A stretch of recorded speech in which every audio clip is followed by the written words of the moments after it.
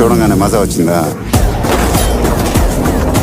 తెలుగు చిత్ర పరిశ్రమలో acting, dance, fights, handsome లుక్స్తో ఆకట్టుకుంటూ సుదీర్ఘకాలంగా టాప్ హీరో దూసుకుపోతున్నాడు సూపర్ స్టార్ మహేష్ బాబు. ఈ జోష్లోనే ఏమాత్రం గ్యాప్ లేకుండా వరుసల సినిమాల్లో చేస్తూనే ఉన్నాడు. ఆరంభంలోనే మంచి హైప్ను క్రియేట్ చేసుకుని గుంటూరు కారం మూవీ శుక్రవారమే ప్రేక్షకుల ముందుకు వచ్చింది. దీనికి ప్రపంచవ్యాప్తంగా అన్ని ఏరియాల్లో డీసెంట్ టాక్ వచ్చిన విషయం తెలిసిందే. దీంతో ఈ చిత్రానికి ప్రేక్షకుల నుంచి స్పందన కూడా మంచిగానే లభించింది. ముఖ్యంగా ఈవినింగ్ షోలకు భారీ స్థాయిలో రెస్పాన్స్ దక్కింది అని చెప్పొచ్చు. గుంటూరు కారం ఫస్ట్ డే కలెక్షన్లు గమనిస్తే 2 తెలుగు రాష్ట్రాలలో 30 కోట్ల షేరు, 50 కోట్ల గ్రాస్ కలెక్షన్లు, ప్రపంచవ్యాప్తంగా 46 కోట్ల షేరు, 70 కోట్ల గ్రాస్ కలెక్షన్లు రాబట్టినట్లు సమాచారం. ఈ సినిమాకి 130 కోట్ల ప్రీ రిలీజ్ బిజినెస్ జరిగింది. అంటే ఈ సినిమా టార్గెట్ 137 కోట్లు.